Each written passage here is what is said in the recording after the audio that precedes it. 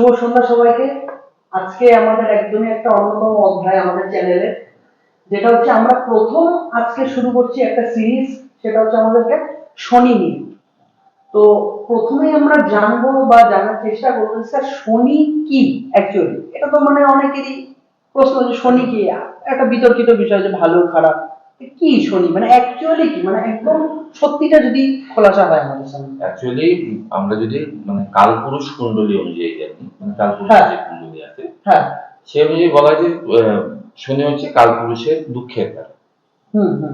তো যেহেতু দুঃখের কারক, সেজন্য আমাদের সম্পর্কে একটা মানে শনি সম্পর্কে ধারণা হয়ে গেছে যে ও খারাপ, উনি খারাপ ফল দেবে। হ্যাঁ কিন্তু ব্যাপার হচ্ছে শনি আবার আমরা যে শনিদেব সে জানি যে উনি হচ্ছে ন্যায়ের প্রতিষ্ঠাতা এবং ডিসিপ্লিনড, মানে ডিসিপ্লিন চাই, মানে অধ্যবসায়। হ্যাঁ একদম ডিসিপ্লিন চাই। তো এই তাৎক্ষণিকভাবে সমস্ত কিছু যদি আমরা বিচার বিবেচনা করি, তাহলে আমরা বলবো যে শনি গ্রহ কি এটা সম্পর্কে আমরা বলতে পারবো না। তাহলে আমরা কি বলতে পারবো? আমরা বলতে পারবো যেহেতু কর্মর কারক হচ্ছে শনি, তো শনিদেব আমরা কর্ম যেভাবে করব সেই অনুযায়ী আমরা শনিদেবের ফল পাবো। এই হচ্ছে শনিদেব সম্পর্কে প্রাথমিক যে আইডিয়া, যে আমরা কর্ম যেভাবে করব আমরা সেইভাবে ফল পাবো। আচ্ছা ঠিক আছে, তাহলে এইবার স্যার যেটা শনি কি আমরা জানলাম এখনো, তো এইবার আমরা জানবো যে শনি তাহলে যদি একটা ঘরে বসে থাকে, ধরে নিই 8th হাউস, আচ্ছা 8th হাউস, যেহেতু 8th হাউসে এক একজনের মানে এক এক রকম ধারণা, 8th হাউসকে খুব খারাপ একটা ঘর বলা হয়, যেরকম আমিও জানি যে মৃত্যুর ঘর বলা হয় 8th হাউসকে। তো এবার যদি শনি অনেকে বলে কর্ম বা পাপ গ্রহ, তো এবার যদি শনি সেই ঘরে বসে কেমন প্রভাব দেবে বা কি কি ফলাফল দেবে যদি একটু আমাদেরকে বলেন। শোনো, তুমি খুব ভালো প্রশ্ন করেছো। তো 8th হাউস আমাদের ভয়ের কারণ হচ্ছে 6, 8, 12 এই তিনটা হাউসে সবাই ভয় পায়। তো আজকে 8th হাউসে স্যাটার্ন কিরকম ফল দেবে সেটা নিয়ে আলোচনা করছি। তো যারা আমাদের ভিউয়ার্স আছে তাদের এর আগেও আমি বলছি যে কিভাবে কোনো একটা গ্রহ তার ভালো বা খারাপ ফল দেয়। তো যেমন এখানে শুধু স্যাটার্ন বসে আছে, এর সাথে কেউ যুক্ত নেই। আচ্ছা, তো এর আগে যেমন আলোচনা করেছি যে এর সাথে যদি ত্রিসরায়া লর্ড যুক্ত থাকে, অর্থাৎ 3 নম্বর, 6 নম্বর এবং 11 নম্বর হাউসে যদি লর্ড থাকে, তাহলে সে খারাপ ফল দেবে, এটা আমরা জানি। আচ্ছা, আর যদি স্যাটার্ন একা থাকে তাহলে তো খারাপ ফল দেওয়ার কোনো প্রশ্ন নেই। মানে পরিষ্কার ভাষায় স্যাটার্নের উপর যদি কোনো কুপ্রভাব থাকে তাহলে স্যাটার্ন খারাপ ফল দেবে, আর স্যাটার্ন যদি সিঙ্গেল থাকে তাহলে স্যাটার্ন ভালো ফল দেবে।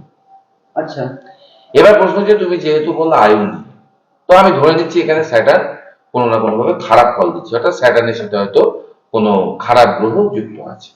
ফর এক্সাম্পল ধরো আমি এই চারটাকে আমি হচ্ছে ধরো 1, 2, 3, 4, 5, 6, 7, 8, 9, 10, 11, 12, অর্থাৎ 3, 6, 11 নম্বরের লর্ড যদি কোনোভাবে স্যাটার্নের সাথে যুক্ত থাকে।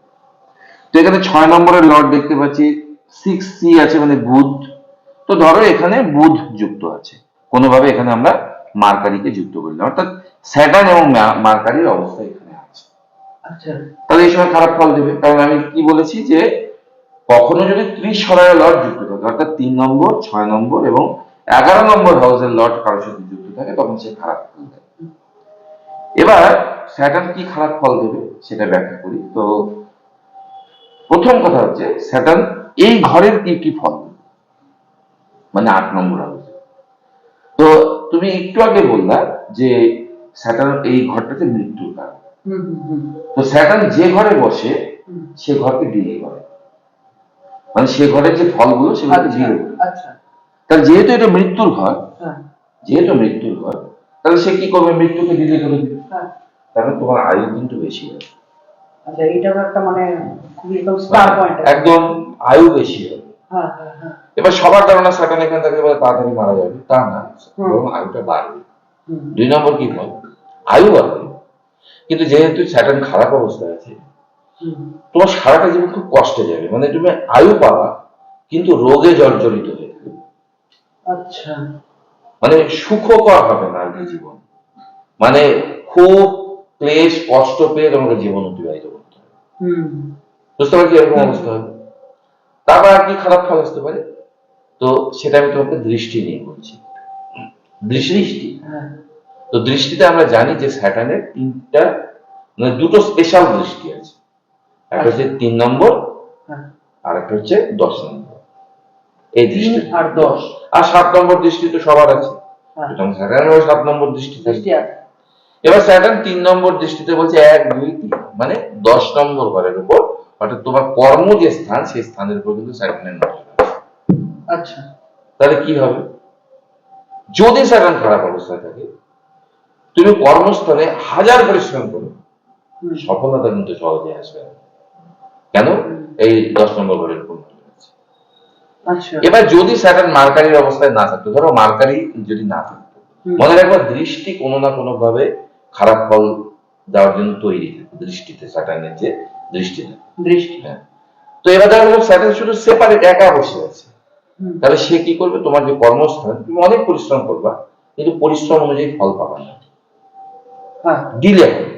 কিন্তু ডিলে হওয়ার পরেও যখন তুমি পাবা তখন কিন্তু পরিপূর্ণভাবে পাবা, মানে তুমি যেটা এক্সপেকটেশন করছো সেই এক্সপেকটেশন অনুযায়ী পাচ্ছ না ফল পাচ্ছ না, অনেক দিন দেরি হয়ে যাচ্ছে। দেখবো অনেক অফিসে অনেক লোক আছে সাধারণ লোকের থেকে অনেক বেশি পরিশ্রম করে কিন্তু তার হচ্ছে নাম হয় না। নাম হয় না।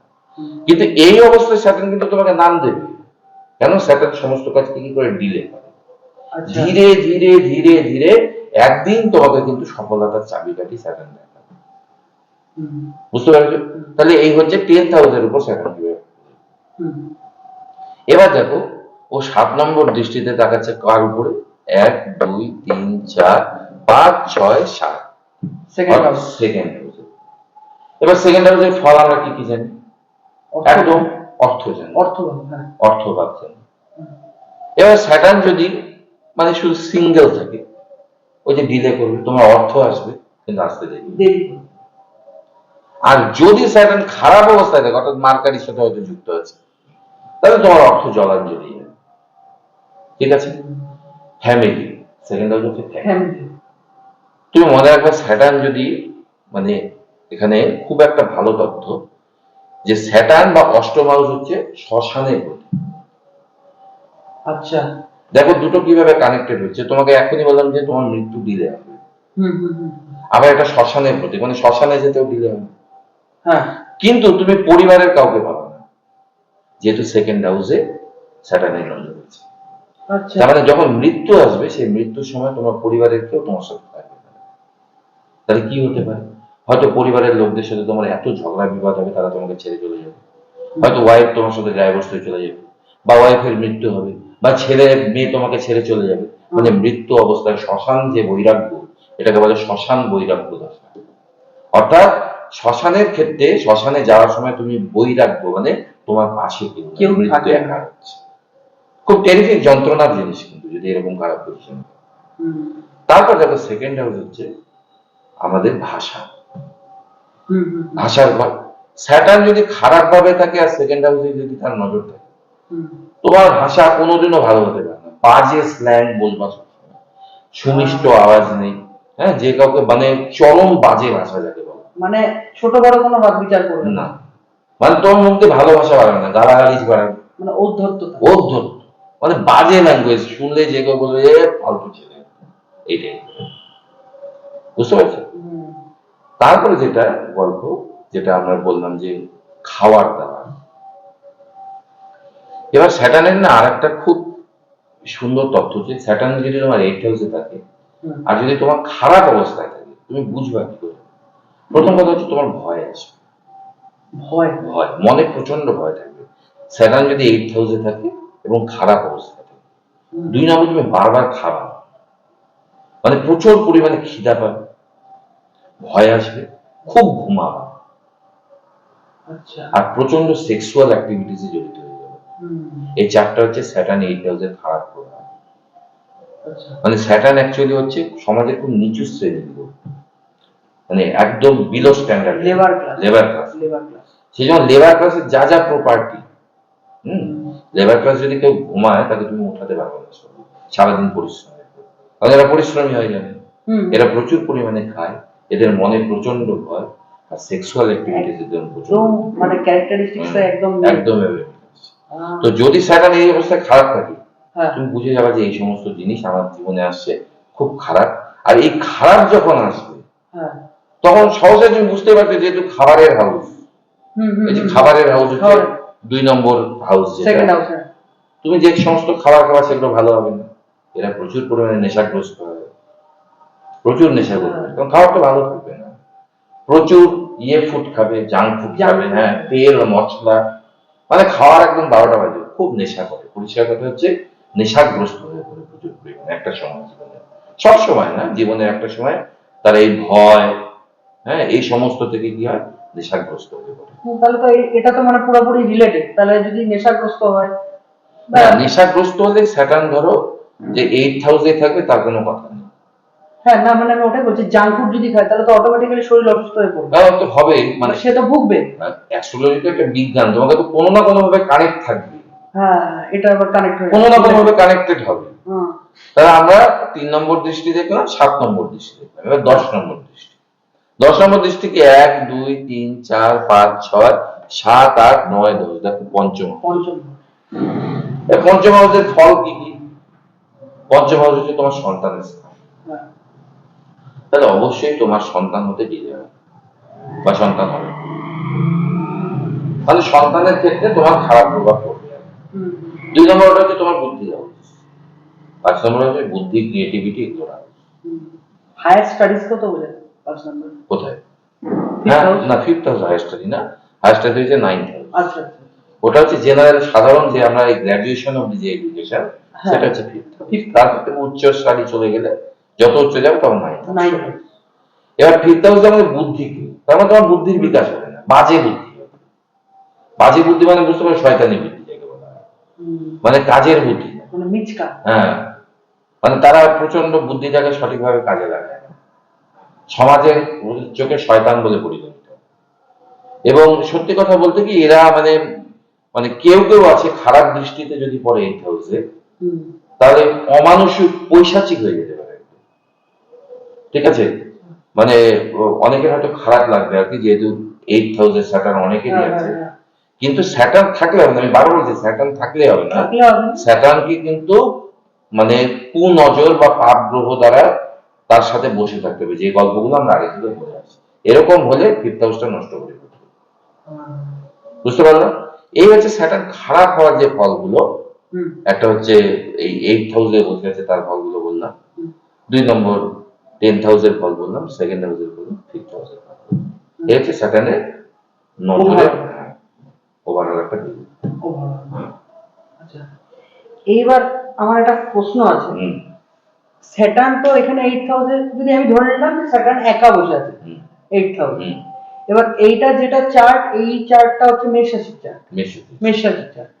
তো এবার স্যাটার্ন আবার যে 10th হাউস, আমাদের 10th এর মালিক আবার স্যাটার্ন। তাহলে এই ক্ষেত্রে কি কোনো প্রভাব পড়বে?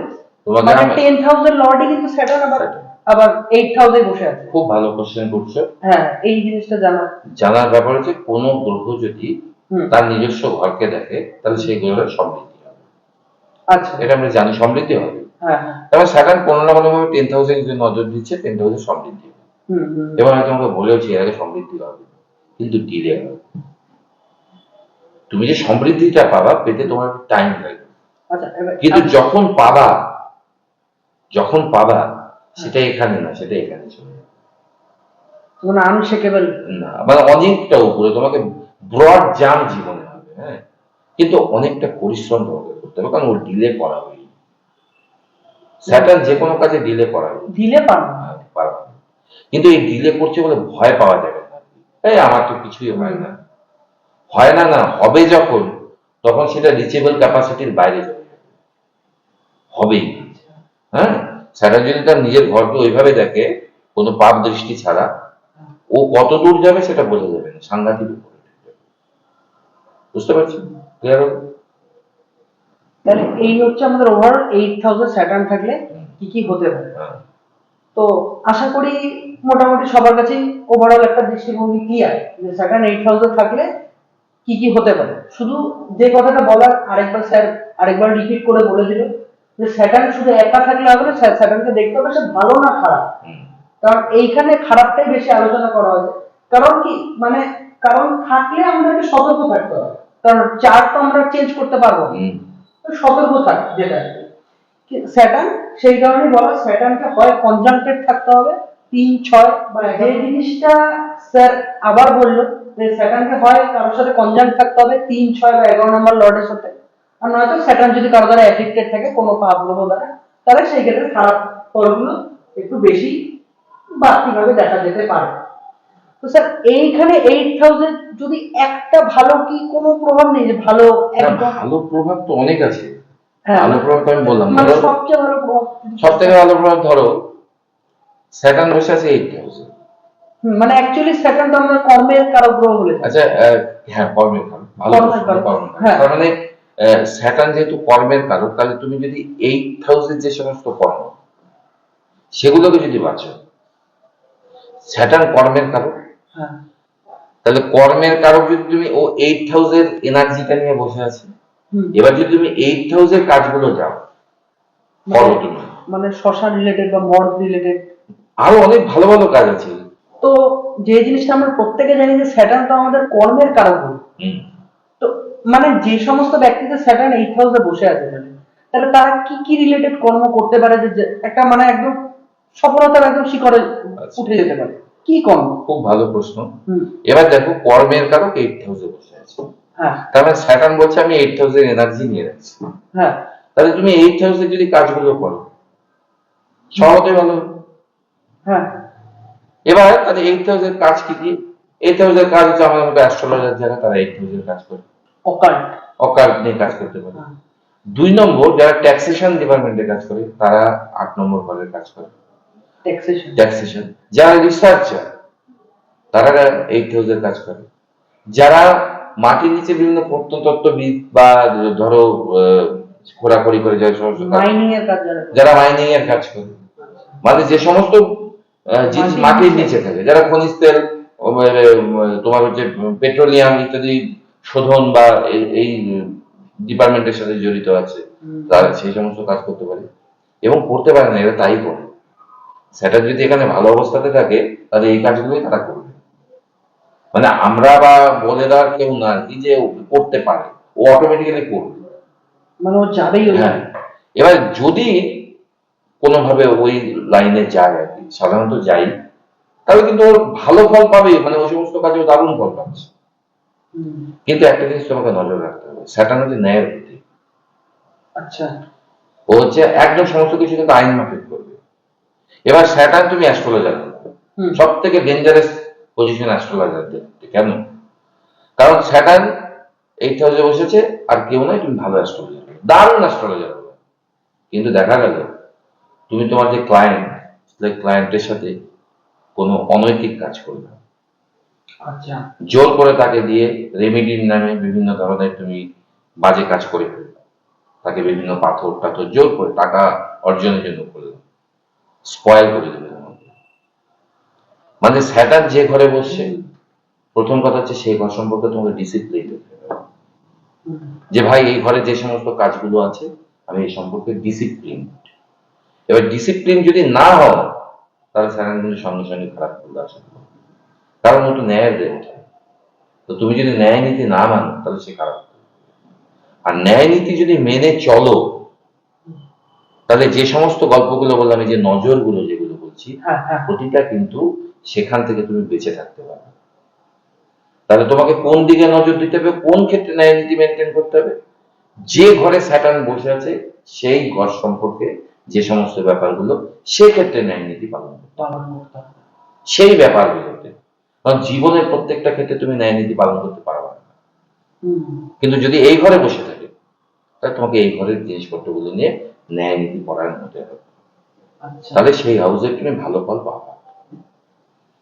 ঠিক আছে, এবার একটু রেমেডি সম্পর্কে একটু ধারণা দিয়ে। প্রথম গল্প হচ্ছে আমাদের যে পরাশর ঋষি, পরাশরী মতে স্যাটার্নের মা হচ্ছে দেবী কালী। তো দেখো আমাদের জীবনে চলতে চলতে আমরা সমস্ত কিছুতে ন্যায় পরায়ণতা থাকতে পারি না। ডিসিপ্লিন যে প্রত্যেক ক্ষেত্রে আমরা থাকবো, ডিসিপ্লিন ব্রেক হবেই হবে। তো ব্রেক হলে তো আবার খারাপ ফল পাবো। সেই জন্য কালী মায়ের উপাসনা তোমাকে করতে হবে। তোমাকে একজনই বাঁচাতে পারে, ঠিক মা আছে? কালী। মা কালী তোমাকে বাঁচাতে পারে। তাহলে স্যাটার্ন যদি যে ঘরে বসে থাকবে, তোমাকে সেই ঘরের ভালো ফল পাওয়ার জন্য তোমাকে কালী মায়ের উপাসনা করতে হবে। এটা একটা মানে খুব দারুণ রেমেডি, মানে এটা সবার জন্য প্রযোজ্য। সবার জন্য। কারণ স্যাটার্ন দেখো, কারো 8th হাউসের প্রবলেম আছে, হ্যাঁ। কারণ সেখানে স্যাটার্ন আছে। এবার স্যাটার্ন যদি 10th হাউসে বসে থাকে, তাহলে সেখানে সংক্রান্ত প্রবলেম আছে। সেখানে জব দিলে সেই প্রবলেম গুলো যদি কালী মায়ের তুমি উপাসনা করো, তাহলে তাহলে সেটা অনেকটা না অনেক পরিমাণে রিডিউস হবে। কারণ মায়ের কথা কোনো সন্তান ফেলে রাখতে পারে না, বুঝতে পারছো? তো এই হচ্ছে আমাদের অ্যাস্ট্রোলজি যা বলছে স্যাটার্ন সম্পর্কে, তার একটা কিছুটা ধারণা তোমাদের মানে আমরা আমাদের ভিউয়ার্সদের দিলাম। 8th হাউসে স্যাটার্ন, অযথা ভয় পাওয়ার কোনো প্রয়োজন নেই। এখান থেকে আপনারা একটু ধৈর্য ধরুন। যদি স্যাটার্ন ভালো অবস্থায় থাকে, একটু ডিলে করবে অবশ্যই, কিন্তু এতটা টপ ক্লাস উপরে নিয়ে যাবে যেটা স্বপ্নেও ভাবা যাবে না। ধারণার বাইরে। মানে যখন দেয়, এই জন্যই বলে যখন দেয় তো তখন মানে কেউ সবাই দেখতে থাকে। স্যাটার্ন সাফল্যটা এমন যে সবাই দেখতে থাকে। অবশ্যই তুমি দেখো না, ভারতবর্ষের প্রধানমন্ত্রী জওহরলাল নেহরু, ইন্দিরা গান্ধী, যত প্রধানমন্ত্রী হয়েছে বেশিরভাগই কিন্তু মানে স্যাটার্নের যখন 7.5 দশা হয়, সেই দশার সময় কিন্তু প্রধানমন্ত্রী হয়েছে। মুকেশ আম্বানিও কিন্তু তাই। হ্যাঁ, মানে এবং আরেকটা যেটা গল্প, সেটা হচ্ছে স্যাটার্ন যদি 8th হাউসে থাকে না, তোমার জীবনে খুব রাষ্ট্রিক মাঝে মাঝে পরিবর্তন হচ্ছে, মাঝে মাঝে পরিবর্তন হবে। যেমন তোমাকে বলছি, দুজনের এক্সাম্পল দিচ্ছি। একটা হচ্ছে যুবরাজ সিং, আরেকজন হচ্ছে আমাদের ঋত্বিক রোশন। আচ্ছা। এবার যুবরাজ সিং যখন মানে জীবনের টপ ফর্মে, হট করে অসুস্থ হয়ে, মানে ট্রান্সফরমেশন খুব বেশি আছে। আর 8th হাউসকে তো ট্রান্সফরমেশন ঘরই বলে। আবার গিয়ে যে ঋত্বিক রোশন, তারও দেখবা ফিনল্যান্ডের চড়াই উত্তরাইটা কিন্তু সামনে। হ্যাঁ, এটা এই সুপার হিট ফিল্ম হট করে ফিল্ম। হ্যাঁ, বা কোনোটা খুব আপে যাচ্ছে, কোনোটা ডাউন, মানে ট্রান্সফরমেশন খুব দিবে। খুব সেই জন্য ভালো যদি আমরা কাজ করি, এই 8th হাউসে যে সমস্ত কাজ, সেগুলো যদি আমরা ভালোভাবে করি, তাহলে ট্রান্সফরমেশনটা ভালো দিকে যাবে, খারাপ দিকে না। মানে ওভারঅল আমি যা ব্যাখ্যা পেলাম যে 1 নাম্বার হচ্ছে কালী মায়ের উপাসনা করো, আর 2 নাম্বার হচ্ছে নিজের কর্ম ঠিকঠাক। একদম কর্ম প্রথম কথা ঠিক করতে হবে। করলেই বাস স্যাটার্নকে ভয় পাওয়ার। কর্ম মানে এই যে হাউসে থাকবে 8th হাউসে, সেই রিলেটেড যে সমস্ত কর্ম, সেই কর্মগুলো, যেমন এটা হচ্ছে অনৈতিকতার হাউস। হ্যাঁ, তেমন অনৈতিক হওয়া যাবে না কোনোভাবে, বলে কিন্তু মুশকিল আছে। ঠিক আছে, মিথ্যার হাউস, মিথ্যা বলা যাবে না, মানে ওই সম্পর্কে তোমাকে ডিসিপ্লিন থাকতে হবে। ওভারঅল মোটামুটি আমরা আজকে একটা ছোট্ট ধারণা দিলাম। মানে এরপরে আরো সিরিজ আমরা আনবো স্যাটার্নকে নিয়ে, ঠিক আছে? এরপরে আরো ধারণা পেন্ডিং আছে। তো যেহেতু ভিডিওটা খুব বড় হয়ে যাবে, সেই কারণে আজকে আমার মতে এইটুকুই, ঠিক আছে? তাহলে আজকে এইটুকু থাকলো। নেক্সট দিন আমরা স্যাটার্নের উপরে আরেকটা খুব গুরুতর বিষয়, যেটা হচ্ছে 10th হাউস। পরের দিন আমরা 10th হাউস নিয়ে আলোচনা করবো। স্যাটার্নের 10th হাউস, মানে এটা নিয়ে অনেকেরই প্রশ্ন যে কর্মভাবে যদি থাকে, তাহলে তো অনেক কর্মক্ষেত্রে ডিলে হবে বা দেরি হবে। তাহলে জীবনের অর্ধেকটা টাইম যদি কর্মক্ষেত্রে চলেই যায়, তাহলে কি হবে? এই বিষয়টা নিয়ে আমরা পরের দিন আলোচনা করবো। তাহলে আজকের জন্য এইটুকুই। শুভরাত্রি সবাইকে।